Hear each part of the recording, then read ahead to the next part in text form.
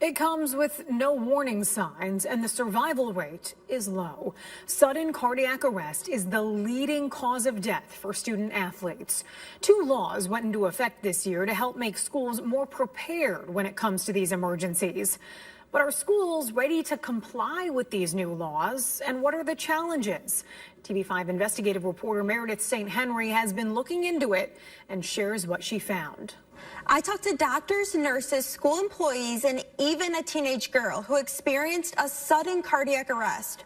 One thing that kept coming up is you can have AEDs, but knowing how to respond to an emergency is another. The difference between surviving and dying is just a matter of seconds. Really, if you do have a heart, there's a risk it could stop.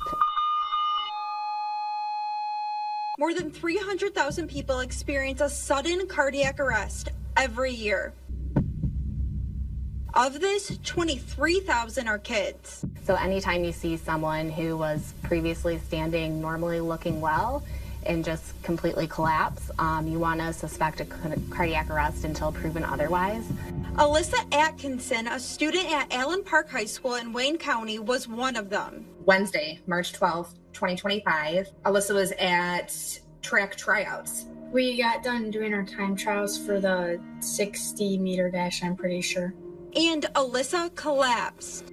I don't even remember, the initial, start of, when I, ran. It was a very scary phone call. They asked if she's ever had seizures before. I'm like, no, absolutely not. That was the first question that they asked, and they said, well,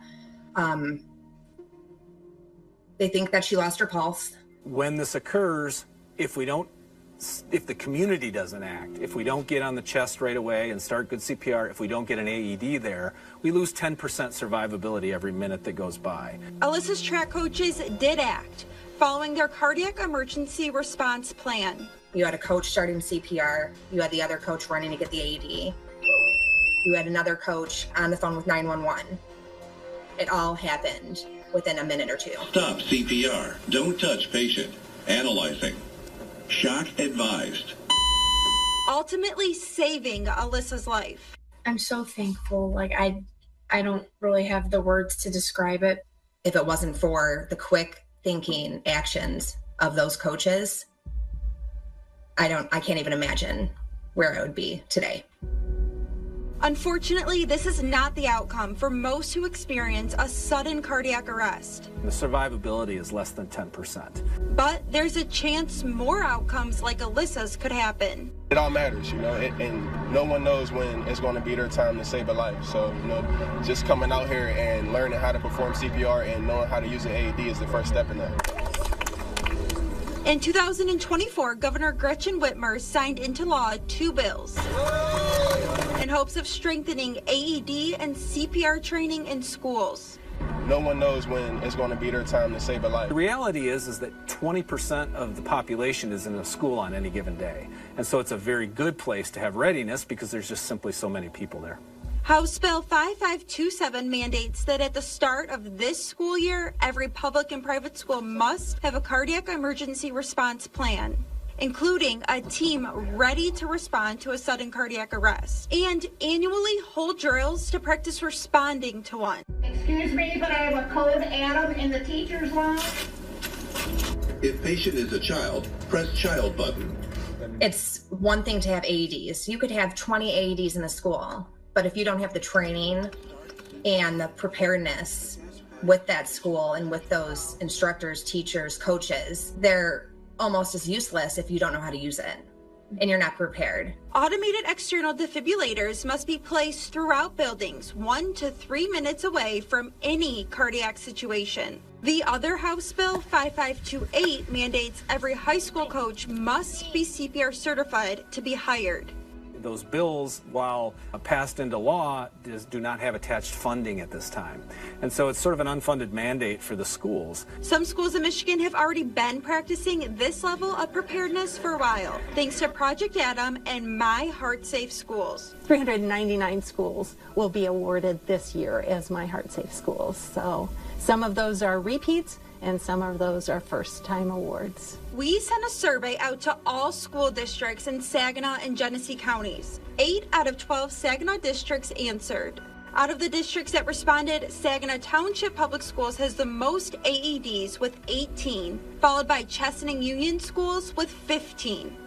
We had 2 AEDs in the high school. We just put these outdoor ones in. And we had the 6 traveling ones, we've had them.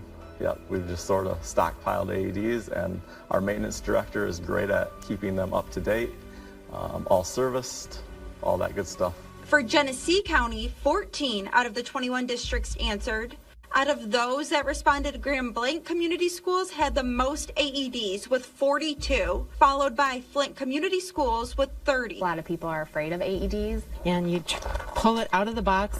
There's a scissor here if you need to cut clothes off or pop the buttons off a shirt, whatever, get the chest bare, and you push the power button. The AED is never going to shock unless there's a shockable rhythm, and it will talk you through sort of the chain of survival as well and when to start CPR. Some districts in Genesee County could recall using an AED in recent years. Atherton Community School District used it once. Goodrich Area Schools and Grand Blanc Community Schools both used an AED twice. And Lake Fenton Community Schools has used an AED 3 times. Remove protective cover and take out white adhesive pads. Many of the districts that answered the survey have a cardiac emergency response plan. A big help for districts in Saginaw County has been through the Pulse 3 endowment. Bring in our very fancy simulators from Central Michigan College of Medicine. We bring in our teams to help them train, and then they can rehearse their plan on an annual basis so that when this does occur, they're ready. The county's survival rate from a sudden cardiac arrest has even jumped. In Saginaw County, because of all the work we've done, the work that MMR has done, we're up around 15%, which is very good. It's double some other parts of the state. But that's not the case everywhere. Bay County has a very low number of Heart Safe School Awards, and Midland County is lagging as well. If a school doesn't have adequate funding to support the requirements in House Bill 5527, the school doesn't have to comply.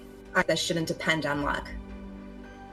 You know, I feel like in her situation, yes, she's very, very lucky. But if I can just stress to support the plan, fund the plan, so other kids get the same chance that my daughter had.